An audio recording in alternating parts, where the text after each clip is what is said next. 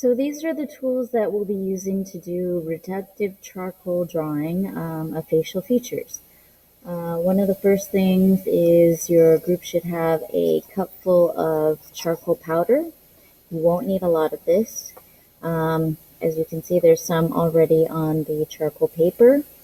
That's even a bit too much for this size. You'll need an Xacto knife, a charcoal pencil, a kneading eraser, and a Q-tip and your different images. So I've got the nose right here, and we'll start with that one first. Before we head into this drawing, I'm going to show you this pencil. It's been drawn down to the wood, so I'm going to use this Xacto knife to sharpen it. I would rather you use this instead of an electric sharpener, because the electric sharpener is going to be more likely to break the core, and you'll get a really stumpy little pencil after just a few attempts at sharpening. So for whittling, you're going to take the Xacto knife, and it should be fairly sharp. And what you're going to do is set that on the wood and do kind of a flicking motion, curving motion like this away from the core.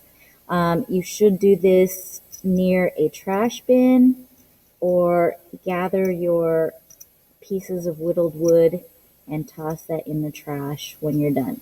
So I'm not carving into the core, the charcoal core, as much as I can. I'm just trying to whittle the wood away.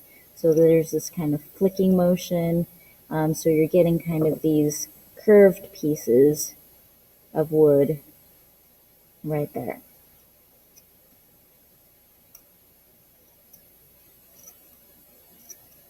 So this is a skill that you'll have to practice, but you'll be a lot more successful with getting a sharpened pencil than in using the electric sharpener. So I'm just going to gather these up and out of the way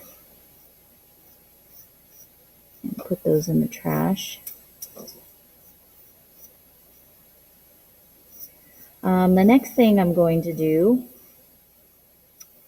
which is another useful tool, is the kneading eraser. Once you take the plastic wrap off the kneading eraser, I'd like for you to kind of warm it up by kneading it, pulling it, stretching it, folding it over itself like that, and it should act kind of like a putty.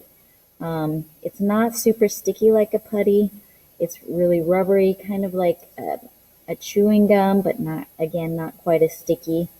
But this is your eraser,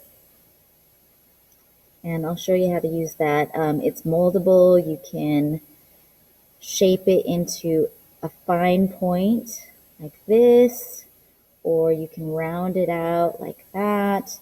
You can use it in multiple ways that is better for this type of drawing style than your pink eraser or any other type of eraser.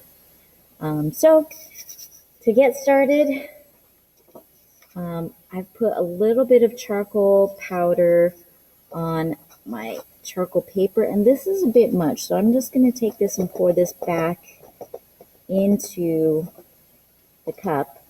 And you should do this even with the leftover charcoal powder when you're done toning the paper. So this is what we're going to do next, is tone the paper with this and a cotton ball. So you're gently, don't put a lot of pressure on this, you're gently going to kind of spread in small circles the charcoal over the surface of the paper. This is called toning. You're setting the middle value. You don't want it too dark, you don't want it too light, you don't want streaks, you want this as even as possible, at least for right now, until you can decide what kind of artistic technique you want to approach this with. So right now I'm just going for even, smoothness, a middle value. So think of this as half your drawing being drawn already.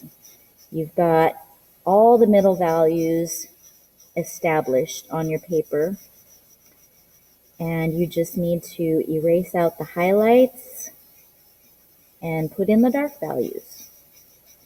So by doing this, you're going to make your work a lot faster and easier. So I ran out of charcoal powder, and I'm just going to add a little bit more to finish up the toning.